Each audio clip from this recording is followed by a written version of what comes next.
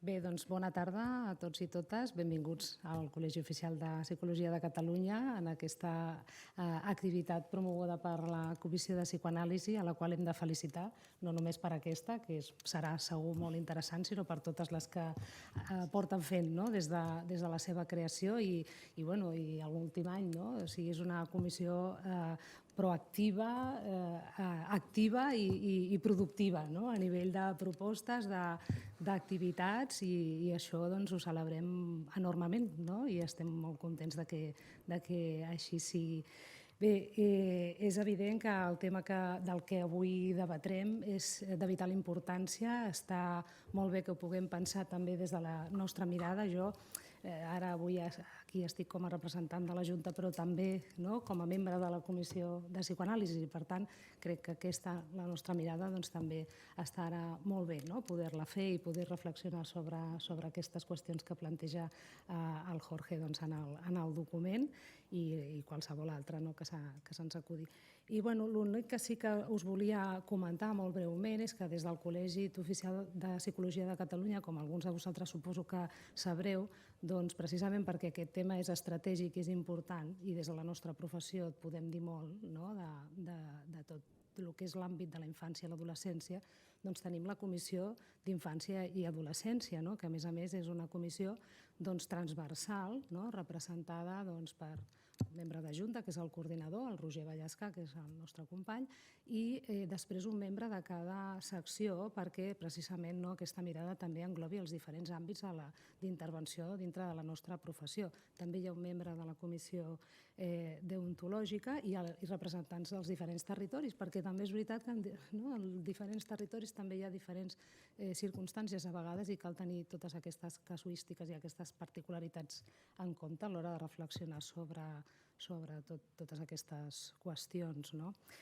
Aprofito per dir que avui els companys de la comissió no han pogut malauradament assistir, però sí que ens traslladen, i ho vull fer aquí així com a primícia, la invitació de que la Comissió de Psicoanàlisi pugui designar alguna persona per ser també formar part d'aquesta comissió i aportar també aquesta mirada dintre del que ja s'està fent en el col·legi de manera més global. I, evidentment, és una comissió d'àmbit consultiu que també recolza els grups de treball de l'àmbit de la infància i de l'adolescència, també propositiu, una mica en la línia del que deia abans, generant espais de debat com aquest o com altres, detectant riscos, necessitats, fent propostes per pal·liar aquests riscos i cobrir aquestes necessitats, proposar activitats formatives, etc. I, per suposat, també representar en totes aquestes activitats de fer incidència política, d'anar a les administracions públiques també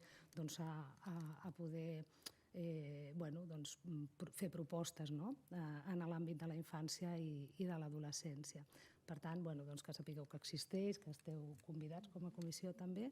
I a nivell més global i polític dintre del col·legi, com sabeu, també estem treballant molt i sabeu que és una tasca difícil per aconseguir que hi hagi més especialitats. Sabeu que no té molt sentit que només en tinguem una, quan la psicologia és tan àmplia, i una de les que defensem molt la necessitat que existeixi precisament és la d'especialista en psicologia infantojuvenil, perquè és tot un àmbit.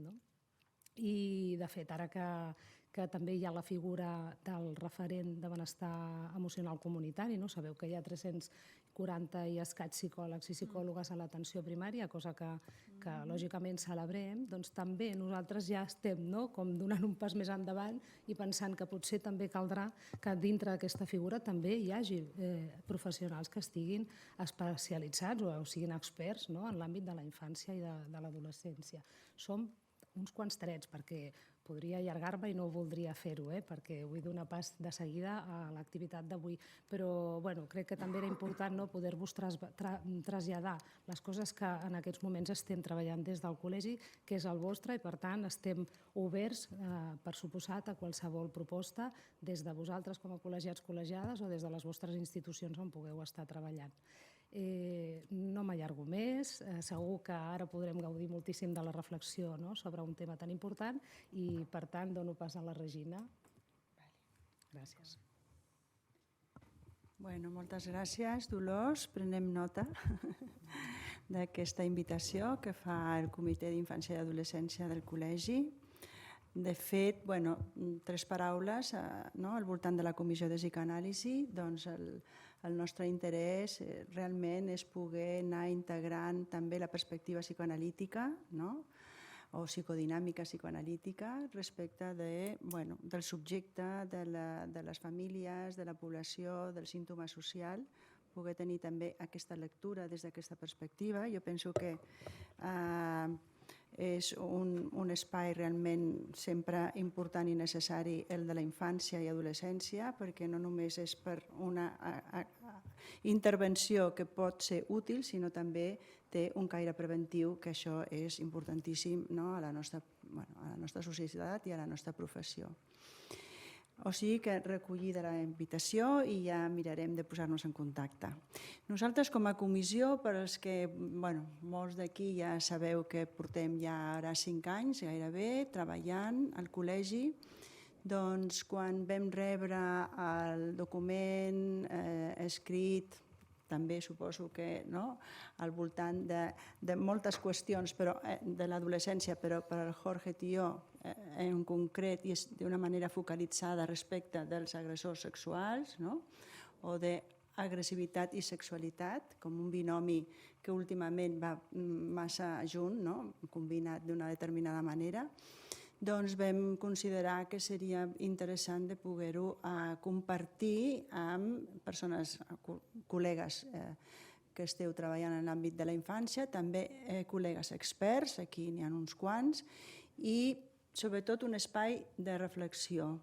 En algun moment, avui, mentre venia cap aquí, pensava potser un workshop, o sigui, no només un treball d'un dia, ara tindrem reflexions vostres que has recollit en aquest document, que suposem que és un document perquè continuï sent compartit en centres, en espais, fins i tot en associacions de pares, de mestres, és a dir, d'una manera transversal a nivell social, i que potser podria ser un workshop des de la comissió, el Comitè d'Infància i Adolescència, a mesura que vas pensant i parlant, a vegades venen les idees, de veure com això es pot primer pensar, entendre, i també com això ens fa situar-nos d'una determinada manera davant dels fets, d'uns fets que hem de plantejar que estan recollits des dels mitjans de comunicació, donant-los un relleu, perquè la freqüència és com diària, i és a tot arreu, i és en ambient familiar, és en ambient social, educatiu, és d'oci, o sigui, és realment molt freqüent, molt variat i molt punyent, perquè és gairebé com un crit que estan fent els adolescents dient a nosaltres estan passant moltes coses i de moment tenim aquesta sortida. Clar, aquesta sortida implica que hi ha aspectes previs, tant del subjecte com de la família, com de la societat, com de l'educació, que potser no s'han entès bé o no es tenen en compte o s'han de reflexionar i valorar entre molts de nosaltres. Jo no vull... Ara presentaré el Jorge i alguns de vosaltres ja el coneixeu, però cal fer-li la presentació. Jorge Tió, psicòleg clínic i psicoanalista de la SEP, de la Societat Espanyola de Psicoanàlisi, referent d'adolescència i salut mental a l'Institut de Docència, Recerca i Innovació de Pere Claver Group. És un especialista en el tema d'adolescència i també articulat no només des del punt de vista de la clínica o de la intervenció més en salut mental, sinó, em sembla, recollint aspectes que, com tots, són fruit també no només d'una experiència familiar, sinó també d'un entorn social. Després de la seva presentació, del que tu vulguis fer èmfasi, doncs la qüestió és fer el workshop, començar a fer un pre-workshop en el sentit de recollir reflexions, de recollir fins i tot idees, també aspectes que en algun punt, experiències que esteu portant o que hem portat o que, enriquir i transmetre, que és una de les tasques que nosaltres tenim ganes de continuar fent. Vale, Jorge, endavant. Bueno, es verdad esto de, aparte al ser poca gente, pues igual la idea de casi ya empezar a hablar, ¿no? Porque no sé si os habéis leído el documento, pues se podría empezar por ahí, pero así como queráis, eso a ese nivel. Si no me decís lo contrario, yo sí que expondría un poco las reflexiones principales del documento para desarrollarlas un poco y que sirva para el diálogo. Quería agradeceros a la comisión porque sois la primera organización que nos invita a hablar del documento, la primera y la única hasta ahora. ¿Cuándo fue publicado? Pues yo creo que fue antes de verano, ¿no? Fue en primavera, ¿no? Sí, por primavera, que hubo toda esta alarma social con varios casos que se repitieron y que la prensa hizo mucho eco, ¿no? Y entonces empezamos a recibir, los periodistas llaman y algunas instituciones estamos así como un poquito significadas y para poder contener también toda esa y no quedar arrollados porque los periodistas van muy rápido y tal, y hicimos este documento marco entre varias personas y sobre todo el equipo de atención al menor colaborando y yo como referente que no solo formo parte de este equipo, sino que desde hace ya unos años pues hago esta función más transversal, ¿no? Entonces os agradezco porque sí, yo creo que como psicólogos aparte somos responsables también, digamos, ¿no? De poder contener toda esta problemática, poder encontrar la calma para pensarla, ir viendo las respuestas que se dan, reflexionar sobre ellas, sobre las praxis. O sea que tenemos una función, digamos, que hay que asumir y en ese sentido pues me parece muy bien que os intereséis por el tema, ¿no? Como os decía, para los que no conocéis, porque hay gente aquí de Justicia Juvenil con las que hemos trabajado y seguimos trabajando muchos años, el equipo de atención al menor cumple este 2023 30 años de existencia, digamos, ¿no? Y yo estoy desde el principio. O sea que llevamos muchos años colaborando con los profesionales de justicia juvenil en la atención en salud mental nosotros a chicos y chicas que que son denunciados por algún motivo y que justicia juvenil interviene a diferentes niveles, desde los casos más leves de un graffiti en un sitio inadecuado a los casos más graves como estos que nos ocupan hoy y otros más graves todavía. O sea que hemos estado escuchando, nuestra manera de hacer, como es escuchar mucho, pues aprendemos mucho. Y entonces hemos estado escuchando a chicos y chicas 30 años. Cuando yo oigo hablar de investigaciones me hace gracia también porque dicen, hemos hecho una investigación cualitativa con 50 entrevistas y claro, se publica y tal, no sé qué. Lo digo para darle valor también a toda la evaluación, investigación cualitativa que hacemos, ¿no? Que si realmente estás escuchando a la gente, pues no sé cuántas entrevistas habremos hecho nosotros con chicos y chicas que intentamos entenderlos y con familias, ¿eh? Eso por un lado. Luego también quería comentar la cuestión de las personas que sufren estas agresiones, digamos, ¿no? Para poder señalarlo, porque siempre que hablamos de agresión sexual, en nuestra cabeza está también la persona que lo sufre. Está también aquí Carmen Tello, que trabaja justamente defendiendo los derechos de la infancia y en ese sentido tiene más eso en la cabeza. Y obviamente cuando sucede algo en esta línea, pues lo más urgente es atender a la persona que ha sufrido la agresión, recuperar la sensación de... Sí, eso es un tema, llamar la víctima, entiendo que se llaman así, pero bueno, son cosas a reflexionar, igual que llamar agresores sexuales. Hablaremos un poco de eso, o por lo menos pensaremos, o os diré lo que hemos pensado nosotros y ver qué os parece. O sea, que digo personas que han sufrido agresión pensándolo antes, habiéndolo pensado antes. Lo que quiero decir es eso, que es urgente atender eso y recuperar la sensación de seguridad primero, ¿no? La sensación de justicia, si se puede ir recuperando, y acompañar a las familias, a las personas. Pero es importante poder reflexionar también sobre el fenómeno de la agresión sexual, que nos vamos a centrar hoy, y poder hacerlo conteniendo lo que nos hace sentir fenómenos de estas características que son impactantes, ¿no?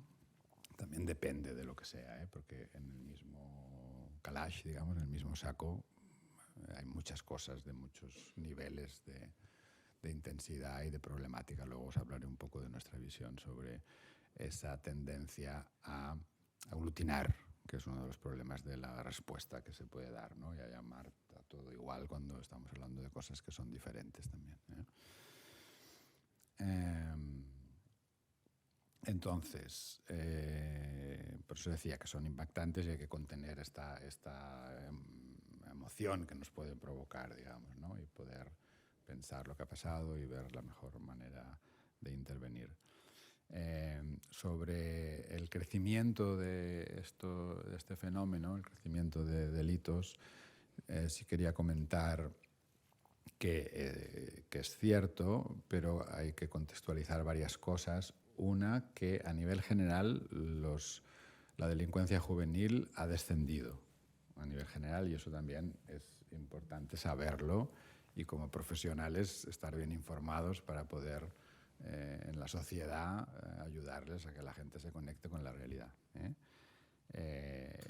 Según datos del Instituto Nacional de Estadística, de 18.000 más o menos, para redondear, menores condenados con sentencia firme en el 2010, se pasó a unos 13.000 en el 2021. O sea, es un descenso mantenido, una tendencia mantenida.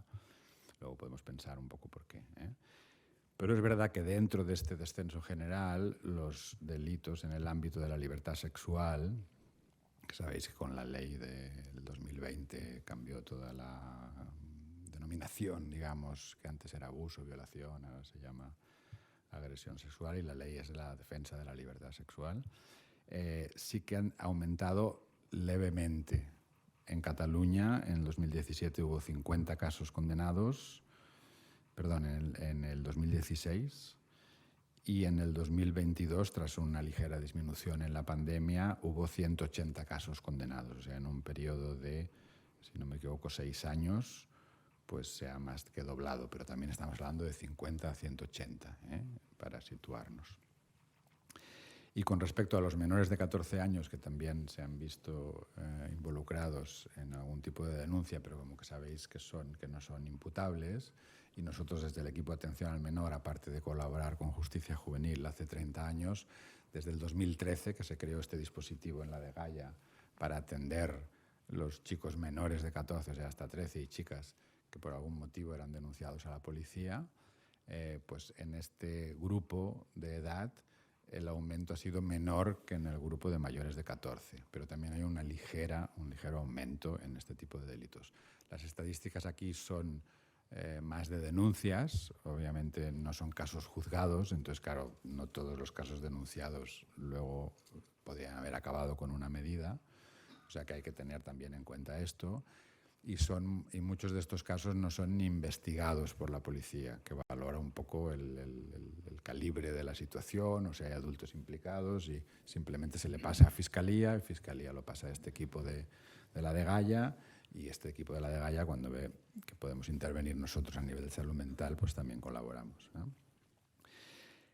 Estos aumentos que os estoy describiendo, de esta manera lo más realista posible, también hay que tener en cuenta que es difícil saber hasta qué punto son debidos a la mayor sensibilidad social con este tema, que puede que no reflejen tanto un aumento, o al menos seguro que no lo reflejan en números absolutos, porque puede ser que estos casos estuvieran y ni se vieran, ni se denunciaran, ni hubiera, como dice, no me acuerdo del nombre de la filósofa esta que habla de la injusticia epistémica, no sé si conocéis el concepto, que es aquello que no se denuncia porque no se está conceptualizando que sea una injusticia, digamos, ¿no? Entonces, pues había muchas personas que podían sufrir agresiones que no veían como agresiones porque estaban en una cultura en que eso no era agresión, ¿eh? Tenemos ahora el famoso beso del Rubiales, Rubiales que tiene un poco que ves esta problemática, ¿no? Hasta qué punto se valora, sí, porque depende de cómo se vea, si no hay esta construcción, digamos, conceptual para poder describir lo que eso significa, pues a veces no se denuncia. Y luego la mayor sensibilidad que hace que también pueda haber más denuncias.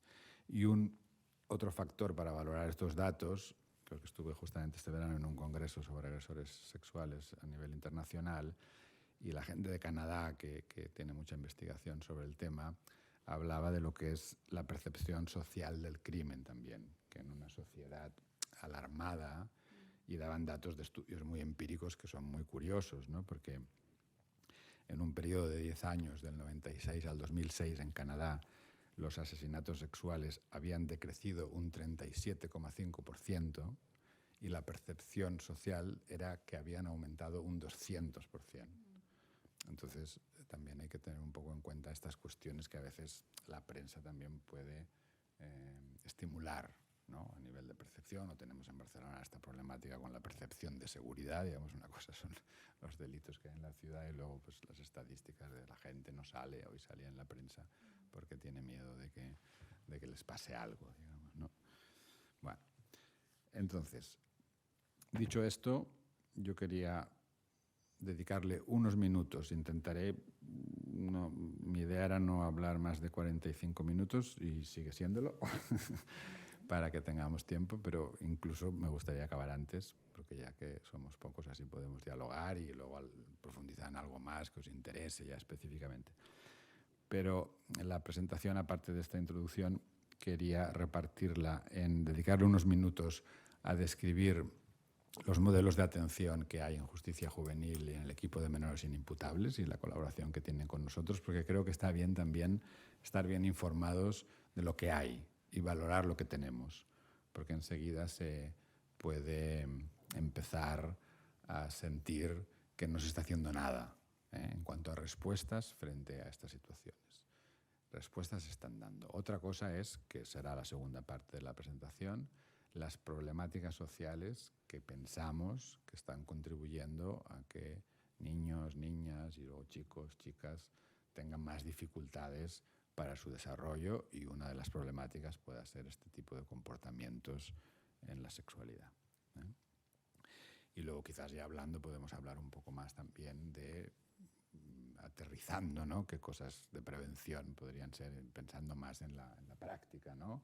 O en la manera ya desde los psicólogos y desde la salud mental en la respuesta a estos problemas, ¿eh?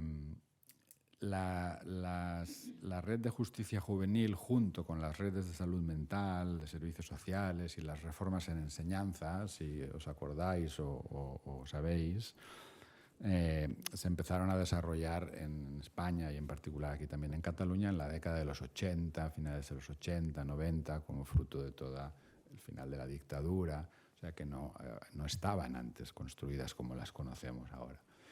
Y es interesante observar cómo, por ejemplo, en cuestiones relacionadas con delincuencia juvenil, el fenómeno de los kinkis, si os acordáis, los llamados kinkis de los 80, con la aparición de estas redes desapareció.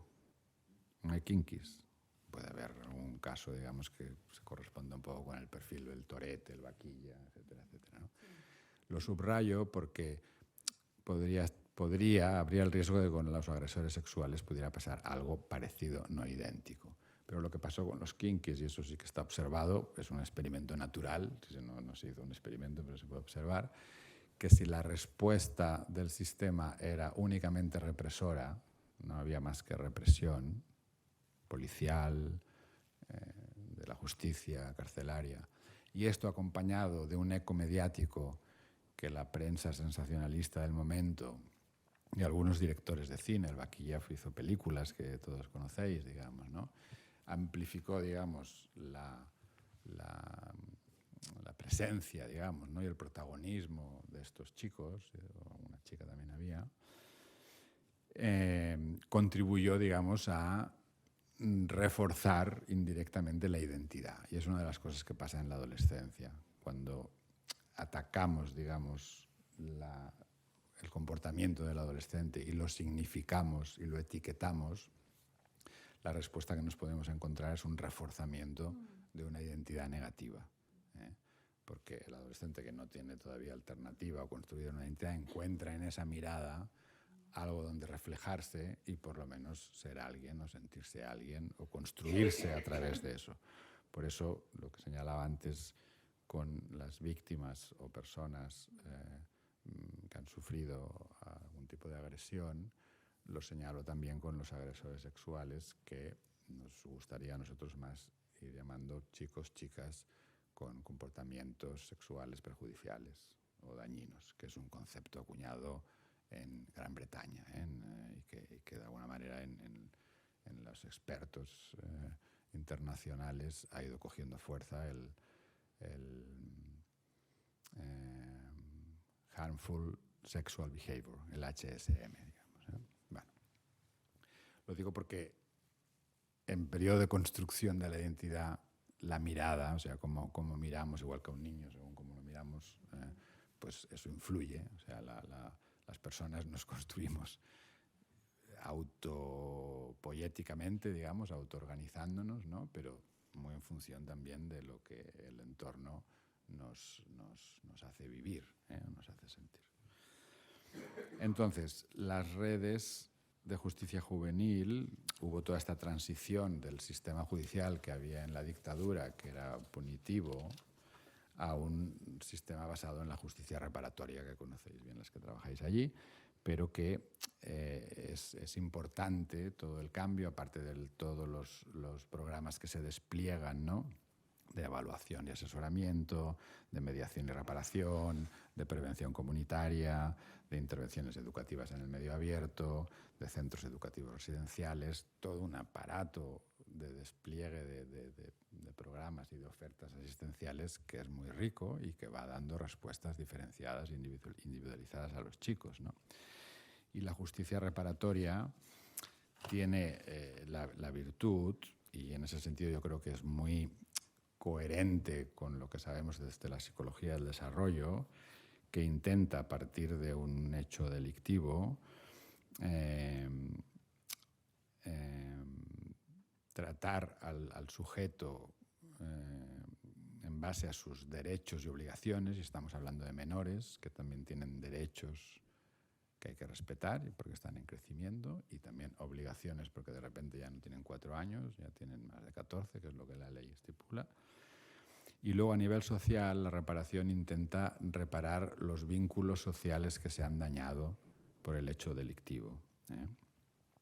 Y en ese sentido apuntan a una recuperación del vínculo y a una recuperación de la confianza en el vínculo, que es lo que está muy dañado en nuestra sociedad, digamos, ¿no? No solo por los hechos delictivos, sino por muchos otros factores. Entonces, como respuesta judicial, es muy ética y es muy saludable, digamos, ¿no?, este tipo de justicia. En el año 2000 hubo también este cambio que se pasó del margen de edad 12-16, que es el que había en la ley antigua, hasta el 2000, o sea, aunque hubo todas estas reformas en los 80-90, se mantuvo estas edades, o sea, un chico a partir de los 12 ya podía entrar en justicia juvenil y a partir de los 16 ya podía ir a prisión de adultos, y esto se cambió armonizándonos con Europa y con las recomendaciones de Naciones Unidas, del Consejo de Europa y los tratados que el Estado español se había adherido, y pasó de los 14 a los 18, que es la ley actual. ¿Qué pasaba con los menores de 14? Porque siempre políticamente, cuando pasan cosas, aparecen voces defendiendo que se vuelva a retrasar más abajo de 14 la edad penal del menor.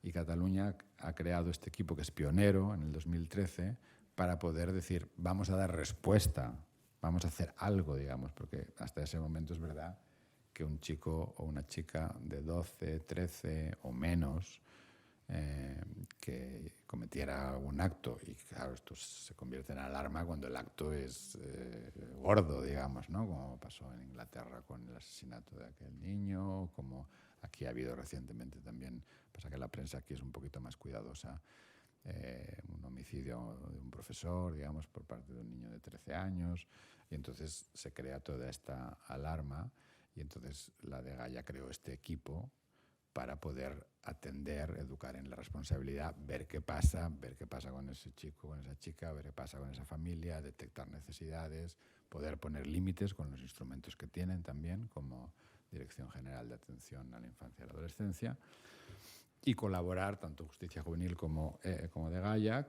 con otras disciplinas en función de lo que van encontrando, a partir de detectar necesidades. Y ahí entramos nosotros, que también nos creamos en el 93, y entramos nosotros a atender esta parte junto con otros servicios que también tienen convenio con Justicia Juvenil, tanto en salud mental como en otras áreas educativas que ellos detectan. Bueno, dicho esto, sobre este tema, la reflexión que os invito a hacer es pensar en los factores que promueven, que pueden estar promoviendo que chicos y chicas lleguen a la adolescencia con unos recursos y una situación que pueden comportarse en algún momento así. Entonces, aquí me gustaría hacer una reflexión sobre la infancia, porque el adolescente, obviamente, o la adolescente, llega a esta etapa con los cimientos que se han construido en la infancia. Su capacidad de regularse emocionalmente, su capacidad de simbolización, la confianza que tenga en sí mismo, la confianza que tenga en las relaciones, la capacidad de motivación, la capacidad de hacerse entender, de entender y de entenderse con los otros, pues todo eso es verdad que en la adolescencia eso da un salto, pero se basa en un desarrollo que haya ido suficientemente bien. Y hay una serie de cuestiones sociales con las crisis que se han vivido últimamente en las sociedades occidentales que han afectado mucho a los modos de crianza. Y los modos de crianza se han visto interferidos, digamos, ¿no?, por todas estas situaciones sociales. Simplemente nombrarlas, una muy importante es la precarización del trabajo, que hace poco ha salido hace poco en abril, me parece que también fue de este año, o es más reciente, ahora dudo de la fecha, pero un informe ministerial sobre precarización y salud mental, y llama la atención que haya un 50% de población activa en situación de precariedad laboral, la mitad de la población activa, y que esta población tenga el 2,5% mayor de probabilidades de sufrir problemas de salud mental que alguien que no está en situación de precariedad, que haya un 32% de menores de 18 años en riesgo de pobreza. Estos son muchos chicos y chicas. Bueno, y sabemos que vivir en precario no va bien para acompañar a los niños. Está también aspectos culturales como la invitación al consumo, porque por un lado tenemos esto, pero por otro lado la sociedad está invitando todo el rato a consumir, el individualismo, por otro lado la expansión de las burocracias y del control social, porque a más ansiedad, más intento de controlar, ¿no? Con la migración, por ejemplo, la burocracia, el control, la dificultad, si supierais, no sé si alguien trabaja con inmigrantes, ¿no?, pero las locuras burocráticas de intentar no sé qué y ver que este callejón por aquí, no por allá, es para volverse loco quien no lo esté ya, digamos. Luego tenemos la mercantilización de la educación, que puede estar excesivamente o que en general preocupada por los resultados, aunque hay muchas experiencias y los mismos enseñantes están también haciendo cambios en este sentido, ¿no? La medicalización de la salud mental, toda la problemática de los cambios tan rápidos en tecnologías de la información y en biotecnología, a nivel de reproducción, a nivel de tecnología de la información y la comunicación, la migración que he nombrado antes y los cambios en las estructuras familiares, que tenemos una idea de familia, pero la familia real pues es muy diferente y muy diversa ahora, desde la monoparentalidad, que mayormente son madres solas, a las familias homosexuales, a las migrantes, a las reconstituidas. Y entonces son nuevos modelos de familia que, aparte de tener dificultades específicas en su estructura, socialmente tampoco están muy apoyadas, porque no encuentran, pueden encontrar rechazo o pueden encontrar falta de apoyo, y hace también difícil esto, ¿no? No recuerdo los datos, pero hay también estudios longitudinales de décadas, que esto nos lo explicaban el otro día en un congreso, preguntando, es un estudio que se ha hecho durante décadas, no recuerdo, era americano, pero que le preguntaban a los individuos en cuántos familiares te podrías apoyar si te pasara algo que no sé qué. Y en los años 70 decían 11, luego decían 7, luego decían 5, y ahora los más afortunados dicen 1. O sea, cómo ha ido también la familia extensa perdiendo presencia. Luego vino la pandemia. Obviamente ahí hubo un resurgir de la conciencia de lo importante que era el lazo social, el vínculo, el cuidado, el cuidarse, y todos conectamos más con eso, acompañándonos como pudimos en toda esa etapa tan dolorosa. Pero ha tenido poco impacto. Pasada la pandemia no ha habido cambios significativos en las políticas, y sí que he sorprendido de ver que los sanitarios están igual de considerados que antes, etcétera, etcétera, etcétera. Y lo que sí ha generado la pandemia es algo más de colonización de las tecnologías de la información y la comunicación, porque fueron útiles en ese momento, que estábamos aislados, y algunas parece que se han quedado, y ahora que no estamos aislados, me contaban el otro día que... no recuerdo, no quiero decirlo para no equivocarme, pero bueno, que un jefe de servicio del clínico había prohibido las reuniones online. ¿Es qué? Las reuniones online las había prohibido en su departamento, porque estamos aquí todos. Pero claro, son cosas, ¿verdad?, que facilitan y te ahorras pues 10 minutos de ir aquí y tal, no sé qué, pero vamos perdiendo cosas, ¿eh? Bueno. ¿Qué pasa con esto en los padres, con todos estos cambios? Que no es fácil, y nos tenemos que imaginar situaciones que sumen varios factores de todos estos que he ido nombrando, encontrar tiempo y disponibilidad para estar con hijos e hijas y acompañarlos, ¿eh? Me refiero también a disponibilidad emocional. Tiempo ya hay poco, o sea, ya hay muchos niños de edades que no deberían estar solos, que a veces les dejan 2, 3, 4 horas solos, y luego que si uno tocó al otro, que todo este tema de la agresión sexual, ¿no? Está el tema de las pantallas que se encienden, pero son instrumentos para apagar a los niños. O sea, tocas ese botón y el niño se apaga. Entonces, decirlo así es para ser más conscientes de que es un botón que finalmente estás apagando un niño, porque lo dejas allí hipnotizado, digamos. Y luego hay lo que vemos nosotros también en muchas familias es que todas estas dificultades generan en los padres muchas oscilaciones.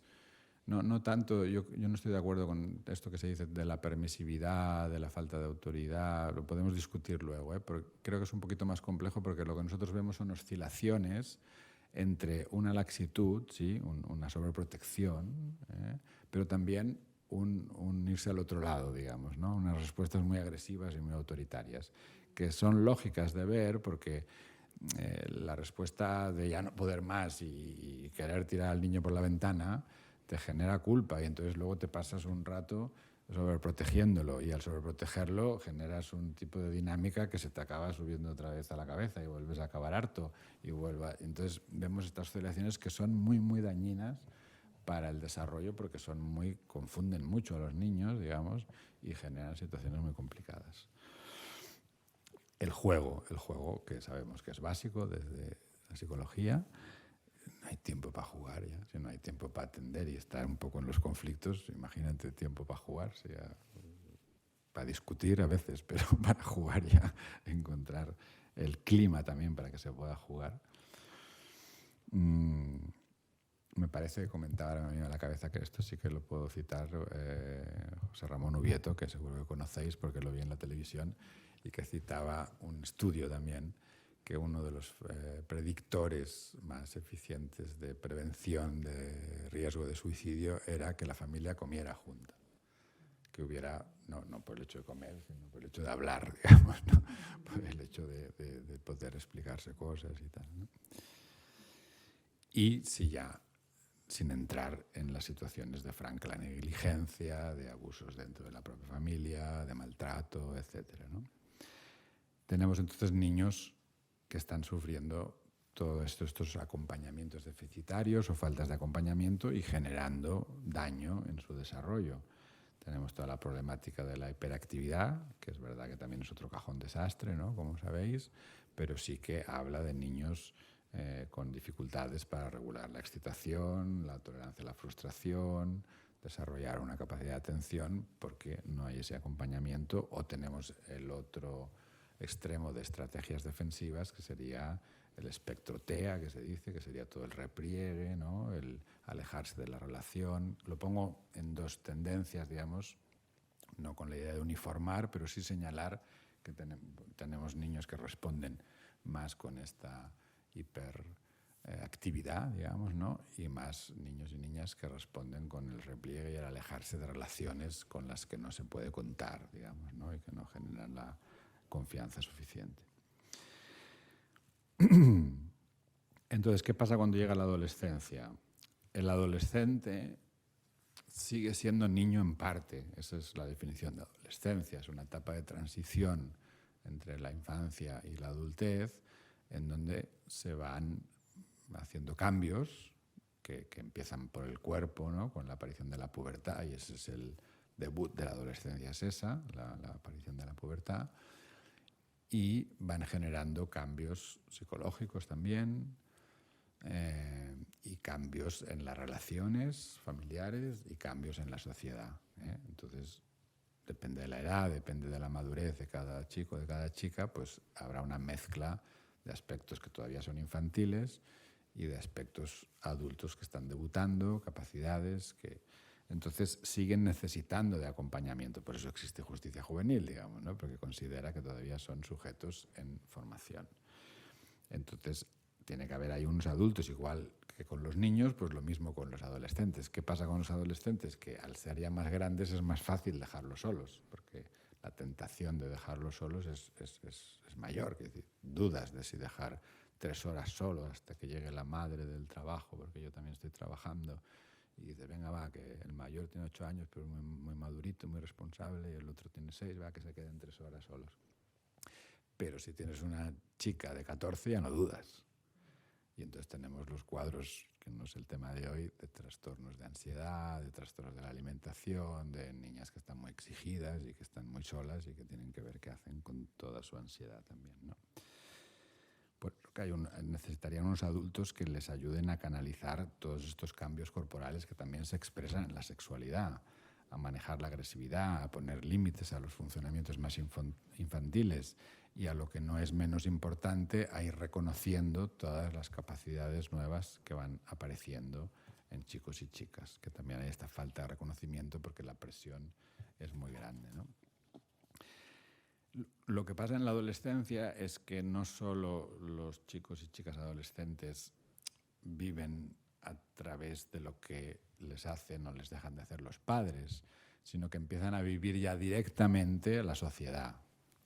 Un niño también, pero en la adolescencia esto es más claro, digamos. Creo que era Rousseau, ¿no? Me parece que hablaba de que la adolescencia era nacer a la sociedad, digamos, ¿no? Hablaba como de un nacimiento, ¿no? Entonces ahí también tendría que haber unas comadronas o unos comadrones para acompañar ese nacimiento. Entonces empiezan a recibir directamente todo esto que hemos dicho, la precariedad laboral, la invitación al consumo, el individualismo, también les llega a ellos ya directamente, no a través de los padres, por ejemplo, toda la cuestión que hay de precariedad laboral hace muy difícil para chicos y chicas ilusionarse en el futuro. Esto es más complicado. Luego cada uno después podrá tener sus también dificultades particulares, digamos, para poder motivarse, para poder confiar, la autoestima, lo que queráis. Pero ellos están viendo, los padres muchas veces pueden estar desencantados, deprimidos también, escépticos, cínicos algunos, y entonces, claro, ¿qué tipo de identificación puedes hacer para poder motivarte, para encontrar autoconfianza? Entonces hay mucha problemática con el aburrimiento, con el vacío, con la falta de motivación, y es una de las cosas, no la única, que ayuda a entender también toda esta refugio en el cuerpo que hay, que de repente el cuerpo es donde puedo hacer algo. Y vale, pues mira, si me tatúo, pues no está mal.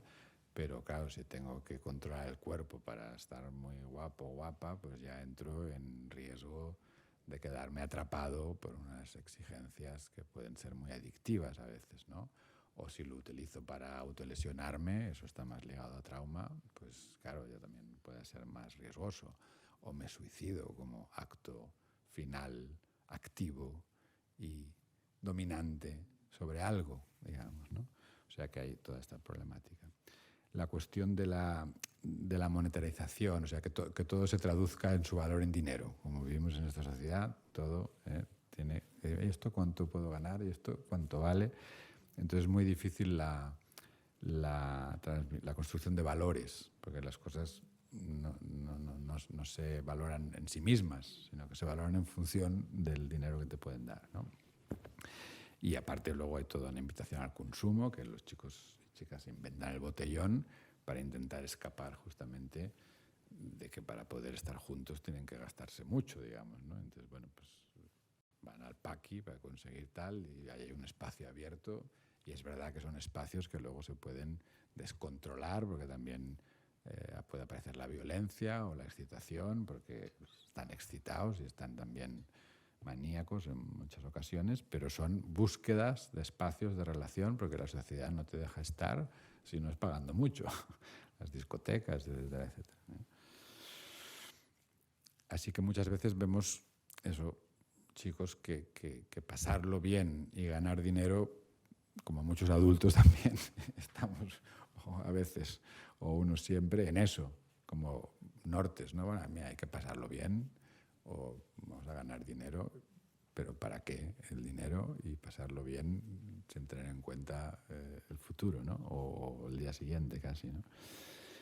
Y luego esta cuestión del consumismo en los mercados de la droga, de la pornografía y de las apuestas es especialmente dañina, porque no es solo un exceso de consumo, sino que son productos que afectan al desarrollo. La droga y las apuestas no me voy a extender, pero la pornografía sí un poquito más porque tiene que ver con la sexualidad. Y es verdad que toda esta aparición de la pantalla como calmante o como manera de apagar a los niños, pues como no está bien regulado todo eso, hace más susceptible de acceder a la pornografía y hay ejemplos de niños relativamente o de púberes o incluso de niños de 8 o 9 años que acaban accediendo a la pornografía bueno, en momentos inadecuados, absolutamente, ¿no? Entonces son tecnologías que son, o sea, que no es usar algo, sino que es que esa tecnología te usa a ti. O sea, es como dejar a un niño o un adolescente con un maltratador o con un abusador, porque la tecnología esta aparece una ventana, te propone una interacción, te lleva de aquí a allá, o sea, te hace cosas. O sea, no es solo que tú usas, no es una tecnología, yo que sé, como la televisión, que puedes verla, apagas, sino que hay toda esa interacción que te hace cosas, ¿no? Entonces, afecta a la capacidad de regulación, al sentimiento de identidad, a la sexualidad, presenta formas de relación que son desubjetivantes, cosificadoras, y si consigue excitar, pues puede estimular una adicción, que también está consiguiendo excitar, y la adicción, pues ya sabéis que va pidiendo más dosis, digamos, ¿no? Y que genera como una tolerancia y un aumento, ¿no? Y se crea, pues, en el terreno de la sexualidad una insensibilización hacia lo que es el erotismo, la ternura, el juego, el intercambio en la relación, o sea, en ese sentido es dañina, ¿eh? Y luego toda la la escasez de espacios de reconocimiento y que la enseñanza esté muy asociada al riesgo al fracaso, por la ansiedad que hay, la amenaza de fracaso, hace muy difícil que el aprendizaje se viva más como una exploración y como un riesgo interesante y divertido, ¿no? Había un chico que me lo explicó muy bien en una sesión, porque me decía, porque este chico era aficionado al teatro y hacía una actividad de teatro. Y decía, nuestro profesor de teatro, cada vez que hacemos un ejercicio o una prueba o lo que sea, nos dice, venga, va, atreveros, no existe el hacerlo mal, cada uno que lo haga como sea, digamos, ¿no? Y así os conoceréis, tendréis la experiencia. Y entonces eso decía, oye, pues qué bien, ¿no? Pero el de matemáticas nos dice, cuidado que mañana hay examen, cuidado con equivocaros, cuidado que si no sé qué, luego la nota pondera, no sé qué, y os estáis jugando ya. O sea, todos son amenazas que cualquier aprendizaje queda un poco afectado por eso, ¿no?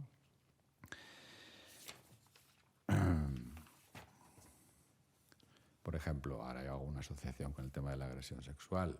Chicos que con chicas o niñas hacen una exploración, tiene que ver con esta dificultad, con más cosas también, pero con esta dificultad de arriesgarse a un encuentro con alguien que te puede también evaluar y que te puede examinar, y entonces de repente toda una necesidad de curiosidad, de satisfacción, de exploración, pues puede llevarlos a, con la hija de la pareja de mi padre, pues de repente un día que la acompaño al baño, pues curioseo su vulva, digamos, ¿no? Hablo de casos reales. Bueno, las redes también, claro, están hipertrofiando aspectos que compensan todas estas carencias, digamos, ¿no? Toda la cuestión de la imagen, toda la cuestión del reconocimiento, del pseudo reconocimiento que te puede dar aparecer en las redes, ¿no? Difundir las hazañas, por ejemplo, chicos que hacen, o también lo hacen los adultos, las manadas y todo esto, pero chicos que de repente hacen una cosa que nosotros podemos asustarnos y en su círculo se considera una hazaña y muy inconscientemente, porque aparte se están delatando, pero la hacen circular porque de repente es un reconocimiento que reciben por ahí que les saca de una situación de vacío y de falta de identidad total. Y luego ahí son maneras de comunicarse las que usamos a través de las tecnologías que hacen más difícil diferenciar fantasía de realidad. Cuando toda esa diferenciación se está construyendo, estás con más, puede aumentar la dificultad de diferenciar fantasía de realidad, y una cosa es fantasear y otra cosa es hacer esa fantasía realidad. Y luego tenemos el machismo, ¿no? Que es una cuestión cultural, que sería como funcionan las sectas, digamos, ¿no? Que ofrece, digamos, una identidad postiza a quien no va construyendo su identidad de forma más autónoma y más auténtica. Y entonces, de repente, en determinados grupos, pues los chicos pueden pasar a sentirse ya hombres si hacen esto, si se comportan de esta manera, y les da una sensación de potencia, y utilizan a la mujer para colocar ahí todo lo débil, que denigran y tal, y entonces ahí vas construyendo. Pero vas construyendo, por eso yo creo que hablar de violencia de género en adolescentes es riesgoso, digamos, porque todavía a lo mejor no está construido, y es verdad que es un chico que puede estar en proceso de ahí, y calificarla así yo creo que es arriesgado, porque la estás construyendo, estás diciéndole a ese chico, mira, pues eres un maltratador o eres un machista. Está ahí explorando. O a veces pueden ser cosas que obedezcan a otras motivaciones, las agresiones en parejas, digamos, de adolescentes que se pegan, y nosotros ya con notarlas de eso, pues estás un poco invitando a que se construya por ahí, es delicado. Bueno, yo lo dejaría aquí. Si queréis ahora hablando, podemos hablar un poco más de las respuestas que se dan desde los diferentes servicios, desde las cuestiones que se podrían hacer a nivel de prevención, pero hasta aquí es más o menos lo que está en el documento, pero en función de vuestros intereses o también podemos dialogar, y cosas que vosotros sepáis o que queráis compartir, pues nos enriquecemos todos, ¿eh?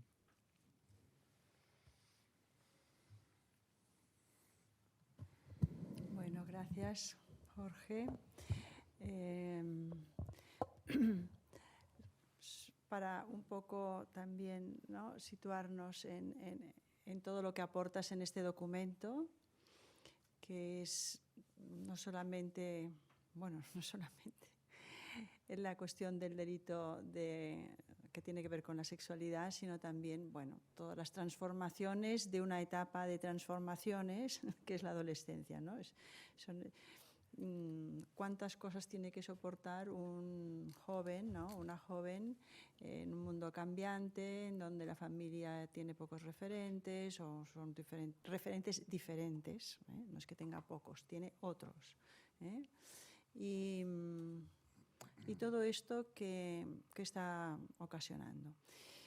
Yo pensaba, así como también de una cuestión que tiene que ver con lo que desde el colegio se puede también recoger y aportar, yo creo que este podría ser un documento que pudiera estar en la biblioteca, ¿no?, porque la biblioteca del colegio tiene documentos digitales, o sea que esto puede ser algo que, bueno, de momento con palabras clave la gente pues puede pedir o buscar, encontrar documentos o textos, y este podría ser uno, que yo creo que puede ser una muy buena aportación vuestra al colegio, ¿no?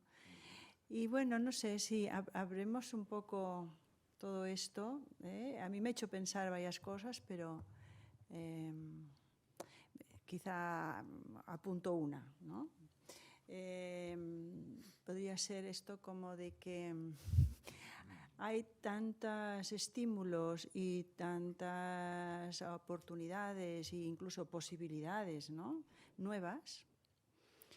Eso de todo a la vez en todas partes lo dice muy claramente, ¿no? O sea, las pantallas, los móviles, la sociedad en general nos ofrece, tanto que a veces no solamente es absorbente, es que colapsa, ¿no?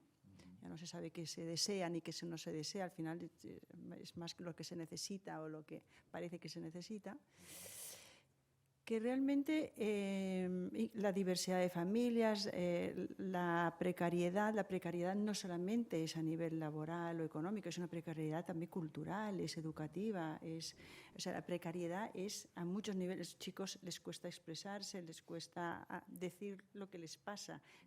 Ya no digamos saber, bueno, a veces no lo sabemos nosotros tampoco, pero en el sentido de que hay precariedad a muchos otros órdenes y niveles, no solamente el laboral, el económico, el de vivienda, el de la lengua, sino la precariedad es ahora mismo, con tantos recursos, con tantas posibilidades y cuánta precariedad, ¿no? O sea, esto sería...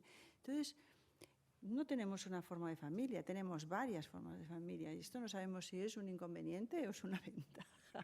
Ahora mismo, ¿no?, teníamos inconvenientes en una y aquella la mejor, y esto es como la religión, ¿no? La mía, como si no creo en la mía que es la mejor, ¿cómo voy a creer en las otras, ¿no?, que decían? Bueno, no, porque lo de las sectas también, cada uno también hay muchos gurús, los influencers no son sectas, pero de alguna manera también tienen... O sea, hay tal diversidad, tal complejidad y al mismo tiempo, yo creo que son efectos paradojales de la sociedad actual, hay un desmantelamiento. Yo creo que lo que tú estás explicando es chicos y chicas, pero los agresores sexuales son mayoritariamente varones, ¿no? Que a nivel subjetivo no hay buenos o saludables fundamentos, ¿no?, ejes de vínculos estables, referentes de confianza y que ayuden a soportar ansiedades del crecimiento y del mundo circundante, con lo cual eso son como mesas de 3 patas o de 2, genera que no hay un suficientemente buen mantelamiento, de estar mentalizado, desmantelamiento en ese sentido. Y entonces, bueno, hay grietas y entonces todo es una inundación. Bueno, para poner una metáfora. O sea, desde el psicoanálisis, ¿qué podemos pensar? Bueno, la pulsión está a campo abierto, sin montura, en un momento en donde precisamente todo lo que tiene que ver con esa sensorialidad, de excitación, pues puede ser difícil de canalizar, de mentalizar, ¿no? Y aquello, cuando hay toda una serie de, una conjunción de factores internos, externos, familiares, ¿tal? Aquí es cuando seguramente hay, bueno, el pasaje al acto o el delito o la transgresión o repetición, también la repetición, porque aquí era para que no reincidan, ¿no? Todo, estamos viendo qué tipo de tarea puede haber entre preventiva, asistencial, de seguimiento, de acompañamiento, para que no haya reincidencia, porque sabemos que la repetición es el siguiente riesgo, con lo cual es retraumatización. Entonces, todo esto interpela a nivel social, institucional y diversos ámbitos, pues de una manera importante. Bueno, ya termino, pero yo creo que los medios de comunicación hacen una función, yo pienso que es importantísima. Es verdad que a veces alertan o a veces me dicen, bueno, pero a veces esto puede ser un contagio. Sí, bueno, pero hay gente que se contagia de diversas cosas, ¿no? Hay gente que se contagia del influencer, el otro pues del gurú, el otro del chico bravucón que va y agrede. Uno se puede contagiar y otros pues a lo mejor les gusta más leer filosofía, que es lo que se leía a los 16 años. Pero hay muchos niveles que no sé si estos niveles nosotros como clínicos, pero no solamente como clínicos, sino también que queremos entender la sociedad actual, nos desafía y entonces aquí lo único que podemos poner es pensar sobre, escucharlos, pensarlo, intentar que no haya más mal del que ya se ha hecho, ¿no? Cómo regular todo esto. Y poner equipos a pensar y a trabajar en esto. Bueno, no sé, és mi, no sé, Dolors, des de la teva experiència o les teves experiències, però bueno, esperem les vostres aportacions.